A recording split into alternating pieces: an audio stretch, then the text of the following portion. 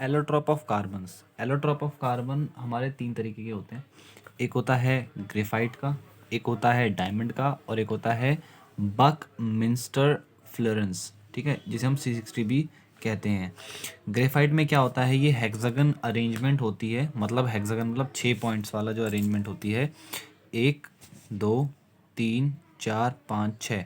फिर इसके लिए 1 2 3 4 5 6, इसके लिए 1 2 3 4 5 6। फिर इसी के अरेंजमेंट में सेम पोर्शन में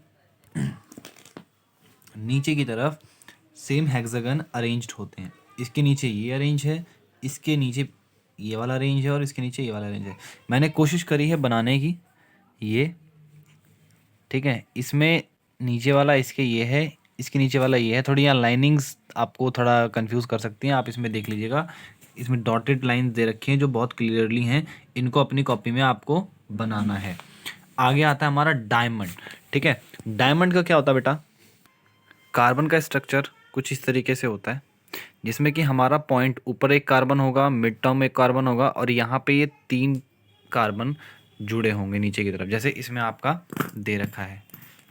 एक कार्बन, देन उसके बाद 3 कार्बन से वो जुड़ा हुआ है, ठीक है। फिर एक कार्बन और 3 कार्बन से जुड़ेगा, फिर दूसरा कार्बन और 3 कार्बन से जुड़ेगा, तीसरा कार्बन और 3 कार्बन से जुड़ेगा। डायमंड में क्या होता है, एक हमारा ट्राई कॉम्बिनेशन होता है कार्बन का, कार्बन कार्बन से जुड़ा होता है, ठीक है।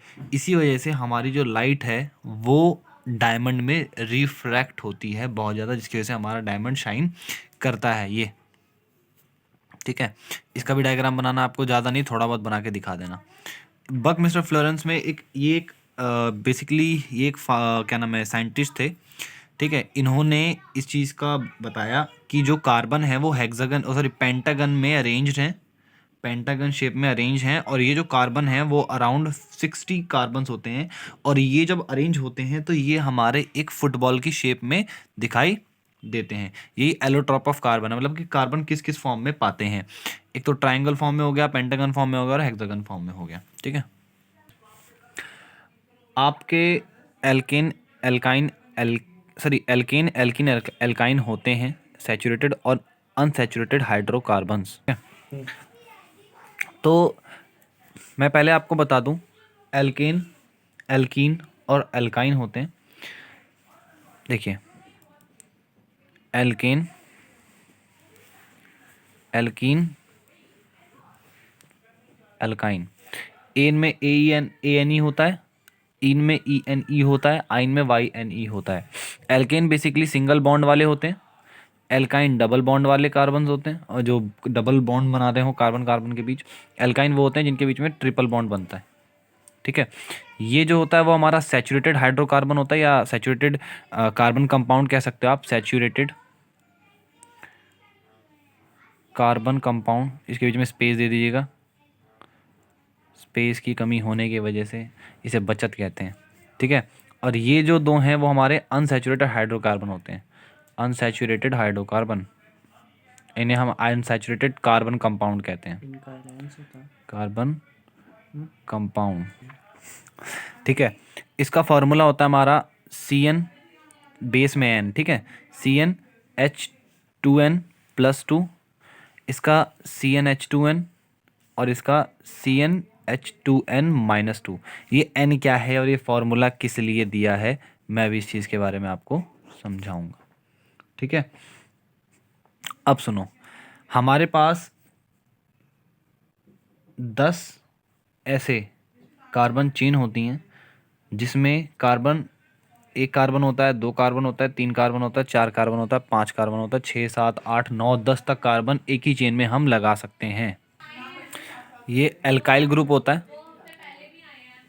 एल्काइल ग्रुप वो होता है जिसमें एक हाइड्रोजन हमारा कम होता है। देखिए, meth, eth, prop, but, pent, hex, hept, oct, non, dec. Meth से क्या बनेगा, मीथेन। एच से क्या बनेगा, इथेन, सॉरी इथेन, इसमें सब में AN लगाना दो, सब में प्रोपेन, ब्यूटेन, पेंटेन, आगे क्या आएगा? हेक्सेन, हेक्साटेन नहीं, हेक्सेन, हैप्टेन, ये हैप्ट है, हैप्टेन, ऑक्टेन, नॉनेन, डेकेन। इसमें क्या आ जाएगा? मिथीन, इथीन, एक मिनट मैजिक दिखाऊं? देखो, propene, butene, pentene, hexene, heptene, octene, nonene, decene, methyne, ethyne, propyne, butyne, pentyne, hexyne, heptyne, octyne, nonyne, decyne. याद रखना, मिथीन और मिथाइन एग्जिस्ट नहीं करते। रीज़न बताऊंगा क्यों, ठीक है? तो ये समझ में आया। अब हमें ये नंबरिंग है 1 2 3 4 5 6 7 8 9 और 10। ये जो नंबरिंग है ना, ये n है। इन्हीं n को हम यहाँ फिल करने वाले हैं। देखिए कैसे। देखिए, एल्केन, एल्कीन, एल्काइन। पहला होता है हमारा मिथ, ठीक है? इसका फॉर्मूला होता है CnH2n+2। तो क्या हो गया, अगर हम इसमें फिल करेंगे 1, C1 हो गया, ठीक है? और यहाँ भी 1 भरेंगे तो 2 1 2 और +2 क्या हो गया? 4। तो C1H4, ठीक है? दूसरा क्या होता है? इथ, जिसे हम इथेन कहते हैं। और हम जब इसे 2 वैल्यू भरेंगे इसमें 2, तो C2 हो गया, कार्बन 2 हो गए यहाँ पे, और हाइड्रोजन 2 2 4, 4 और 2 6। तो हाइड्रोजन कितने हो गए? 6। थर्ड क्या होता है? प्रॉप, प्रॉप में 3 है तो C3 हो गया, 3 2 6 और 2 8। तो H कितना हो गया? 8, ठीक है? आगे ऐसे ही हम क्या नाम है, ब्यूटेन का भी भरेंगे। C4H10 वैल्यू भर के देख लेना, 5 और सॉरी 4 तो आपको दिख जाएगा, 4 2 8 और 2 10, ठीक है? 5 होता है हमारा पेंट, तो पेंटेन आता है C5H12। 6 आता है हमारा हेग्स, तो C6H14। 7 आता है हमारा हेप्ट, C7H16। अगला आता है ऑक्ट, तो C8H18। 18 नहीं है, ज़्यादा आना चाहिए। 10 12 14 16 18। अच्छा चलो, कहीं अगर होगा तो मैं बताता हूँ। ऑक्ट के बाद आता है हमारा नॉन, C9H20, ठीक है? ये 8 8 16 16, ठीक है, ठीक है, ठीक है। 10 जो होता है हमारा डेकिन होता है, तो डेकिन में C10H22, ठीक है? अब एल्कीन में इसका फॉर्मूला होता है CnH2n। इसमें वैल्यू भरेंगे, C का 1, H का 2 1 2, तो C1H2। एक मिनट रुक जाओ, मैंने मार्क किया है, शायद आपको पता चल गया होगा कि एग्जिस्ट ही नहीं करता, ठीक है? अभी रुको जरा, मैं समझाता हूँ अभी, ठीक है? तो इसमें C2H4, C3H6, C4H8, C5H10, C6H12, C7H14, C8H16, C9H18, C10H20। अब इसका फॉर्मूला क्या होता है? CnH2n-2, ठीक है? तो अगर इसमें हम 1 भरेंगे तो C1H1 भरेंगे, 2 2 और 2 0, मतलब 2 में से 2 गए तो 0, C1H0। एक मिनट, शायद आप भूल गए कि ये दोनों एग्जिस्ट ही नहीं करते, ठीक है? अगला क्या है? C2H2 4, 4 में से 2 गए तो 2, C3H4, C4H6, C5H8, C6H10, C7H12, C8H14, C9H16, C10H18। ठीक है, तो ये हमारे जो हैं इनके केमिकल इक्वेशंस, फार्मूला जिन्हें हम कहते हैं वो हैं। ठीक है, ये एल्केन ग्रुप है, ये एल्कीन ग्रुप है, ये एल्काइन ग्रुप है, ये सैचुरेटेड होता है और ये दोनों अनसैचुरेटेड होते हैं। आपको यहाँ दो टेबल बनाने की कोई ज़रूरत नहीं है, आपको सिंपली देखो सारी चीज़ें सेम है, बस याद रखना है यहाँ पे से ये सिंगल बॉन्ड होता है, ये डबल बॉन्ड होता है, ये ट्रिपल बॉन्ड होता है। ठीक है, जेम्स बॉन्ड नहीं, ट्रिपल बॉन्ड, सिंगल बॉन्ड और double bond, single double triple, single वाला सैचुरेटेड, बाकी दोनों अनसैचुरेटेड। ठीक है, अब एक काम करना, आप इनके जो नेमिंग है वो इन फॉर्मूले के नीचे साथ साथ लिखते चले जाना।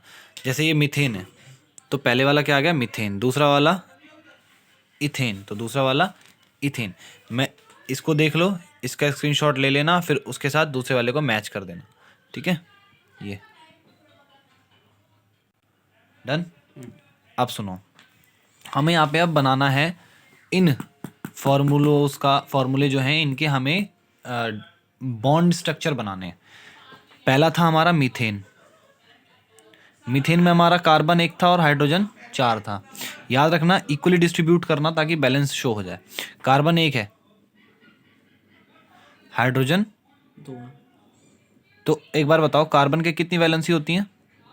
एक क्वेश्चन और आता है सीबीएसई क्वेश्चन में, why is carbon called tetravalent, क्योंकि उसकी आउटर मोस्ट सेल में 4 इलेक्ट्रॉन वैलेंस होते हैं, जिसकी वजह से उसकी वैलेंसी 4 होती है, और 4 को हम टेट्रा कहते हैं और वैलेंस को वैलेंसी कहते हैं। तो टेट्रा वैलेंसी हम इसको कह सकते हैं, या टेट्रा वैलेंट होता है हमारा कार्बन, इस चीज़ का देख लेना। ठीक है, अब हाइड्रोजन 4 है और हाइड्रोजन के पास हमारे पास वैलेंस शेल कितने होते हैं और वैलेंस इलेक्ट्रॉन कितने होते हैं, 1। तो यहाँ पे हम 4 हाइड्रोजन लगाने वाले हैं। ठीक है, इन दोनों से एक बॉन्ड बन गया, इन दोनों से एक बॉन्ड बन गया, इन दोनों से एक बॉन्ड बन गया और इन दोनों से एक बॉन्ड बन गया। तो कार्बन के पास चारों डायरेक्शन में एक एक हाइड्रोजन लग गए। अब आता है हमारा इथेन। इथेन में हमारे 2 कार्बन होते हैं और हाइड्रोजन 6। तो 2 कार्बन सिंगल बॉन्ड से लगेंगे, क्योंकि एक कार्बन, एक डॉट, मतलब एक इलेक्ट्रॉन इधर होगा, एक इसका इलेक्ट्रॉन इधर होगा। बाकी जो हाइड्रोजन के साथ लगेंगे 1 2 3 हाइड्रोजन इधर आ गए, 4 5 और 6, ये 6 हाइड्रोजन हो गए और 2 कार्बन हो गए। इसी तरीके से आपको प्रोपेन का भी बनाना है।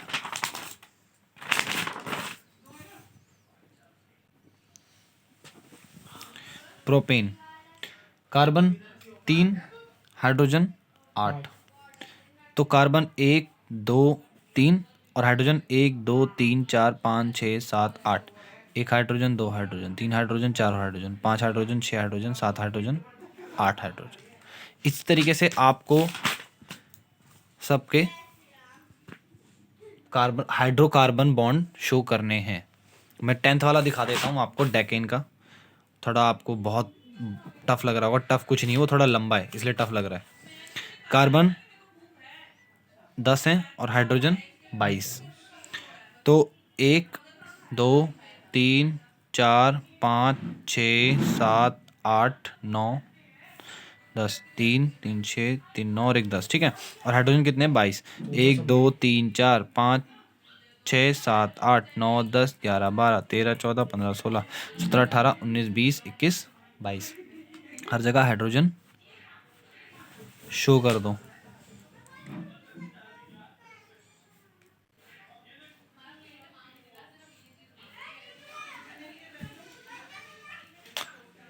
ये डेकेन का है। डन। हम आ जाते हैं एल्कीन ग्रुप में। एल्कीन ग्रुप में मीथेन तो एग्जिस्ट करता नहीं। अब बताता हूँ क्यों। मैं पहले इथीन बनाता हूँ। इथीन, वहाँ पे एक फॉर्मूला क्या था, C2 और H4।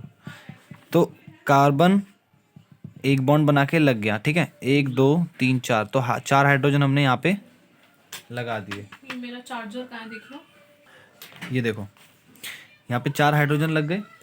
2 कार्बन। अब एक चीज़ देखो, कार्बन के 4 बॉन्ड बनते हैं।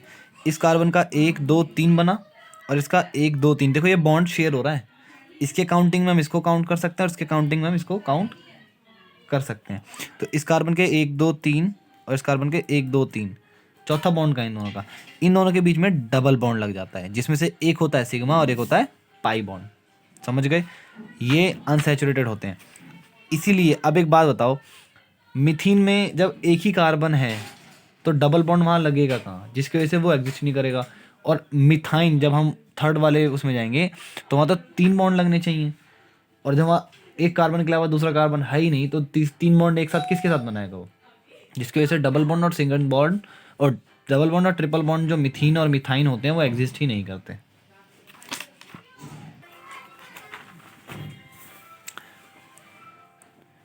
प्रोपीन बनाते हैं हम, जिसमें 3 कार्बन है और हाइड्रोजन 6। तो कार्बन 1 2 3, ठीक है। अब इसके साथ तो मैं क्या करता हूँ, इसको तो सारे कार्बन में सारे हाइड्रोजन एक एक करके प्रोवाइड करा देता हूँ। तो इस कार्बन के तो 4 बॉन्ड कंप्लीट हो गए, 1 2 3 4। इसका 1 2 है, 2 बॉन्ड है इसके, तो 3 और 4, तो 1 2 3 4 इसके भी कंप्लीट हो गए। लेकिन एक काम करना, यहाँ पे इस कार्बन के साथ 2 हाइड्रोजन की जगह सिर्फ एक हाइड्रोजन लगाना और एक हाइड्रोजन इसको देना। रीज़न बताता हूँ क्यों। मैंने यहाँ हाइड्रोजन इसलिए नहीं लगाया क्योंकि मुझे डबल बॉन्ड लगाना है यहाँ, क्योंकि बाद में यहाँ पे हाइड्रोजन की कमी है, तो बाद में इस कार्बन के पास हाइड्रोजन नहीं पहुँच पाएंगे। तो इस कार्बन का एक हाइड्रोजन हमने इसको दे दिया, जिसके वजह से इस कार्बन के 4 बॉन्ड कंप्लीट हो जाएंगे, 1 2 3 4, और इस कार्बन के 1 2 3 4, और इसके तो पहले से पूरे हैं। इट मीन जो इसका डायग्राम बनेगा वो ऐसे बनेगा। अब ज़रूरी नहीं है, बच्चों के दिमाग में एक क्वेश्चन आता है कि भैया सर एक बात बताओ, हमने बॉन्ड यहाँ क्यों लगाया, यहाँ क्यों नहीं लगाया। ज़रूरी नहीं है, आप बॉन्ड यहाँ शिफ्ट कर दो और एक यहाँ से कार्बन उठा के हाइड्रोजन लगा के यहाँ उठा के यहाँ लगा दो। तो ये तो हमारा हो गया प्रोपीन का, प्रोपीन इथीन का। 2 मैंने एग्जांपल दे दिए इनके, आप बाकी देख लीजिएगा आगे। मैंने जैसे यहाँ बता दिया कि यहाँ मैंने एक बॉन्ड को यहाँ शिफ्ट कर दिया और एक हाइड्रोजन को यहाँ शिफ्ट कर दिया, ताकि बच्चे के मन में डाउट ना रहे कि मतलब बॉन्ड हम आगे ही क्यों लगा रहे हैं, पीछे क्यों नहीं लगा रहे हैं। ठीक है, मैं आपका इथाइन का ले रहा हूँ क्योंकि मिथाइन एग्जिस्ट ही नहीं करता। इथाइन में क्या होता है, C3H2। ठीक है, अब देखो इसमें क्या होता है, सॉरी ये C2H2 है, ठीक है, ये C3H2 नहीं है। तो यहाँ पे जो कार्बन है वहाँ 2 कार्बन है, इनके पास हाइड्रोजन 2 हैं, तो इन्होंने एक एक शेयर कर लिया। अब इसके 3 बॉन्ड रह रहे हैं, इसके 3 बॉन्ड रह रहे हैं, मतलब इलेक्ट्रॉन्स तीनों के बैलेंस हैं। तो यहाँ इसके 3 इलेक्ट्रॉन रह जाएंगे और इसके 3 इलेक्ट्रॉन यहाँ रह जाएंगे, तो जिसकी वजह से ये 3 बॉन्ड बनाएंगे। बीच वाला सिग्मा बॉन्ड होगा और ऊपर नीचे वाले बॉन्ड जो होंगे पाई बॉन्ड होंगे, और सारे के सारे ये कोवलेंट बॉन्ड बन रहे हैं शेयरिंग ऑफ द इलेक्ट्रॉन से। अब आगे मैं बताता हूँ प्रोपाइन का। प्रोपाइन में हमारे C3 और H, 3 2 6 में से 2 गए तो 4, तो C3H4। तो यहाँ 3 कार्बन लगे, मैंने सबके बीच में अभी सिंगल बॉन्ड लगा रखा है, यहाँ पे 4 हैं। तो मैं काम करता हूँ, पहले इसके बॉन्ड पूरे करता हूँ। तो 1 2 3 4 इस कार्बन के बॉन्ड पूरे, और हमारे पास एक हाइड्रोजन रह गया। एक हाइड्रोजन को हम सबसे लास्ट वाले में लगाते हैं। रीज़न देखो क्या होता है, इसके 2 बॉन्ड है, इसके पास भी 2 बॉन्ड है, अभी 2 बॉन्ड दोनों के पास कम है, तो हम क्या करेंगे, मतलब 2 इलेक्ट्रॉन इनके अभी रह रहे हैं, तो ये बॉन्ड एक की जगह ये 3 बॉन्ड मतलब ट्रिपल बॉन्ड बनाएंगे। तो इसके 4 हो गए और इसके भी 4 बॉन्ड कंप्लीट हो गए। पहला वाला सिंगल बॉन्ड, दूसरा वाला डबल बॉन्ड, और ये हम जो कर रहे थे अभी ये ट्रिपल बॉन्ड है। इसके भी जो आपके 10 डेकाइन तक हैं वो आपको करने हैं। ठीक है।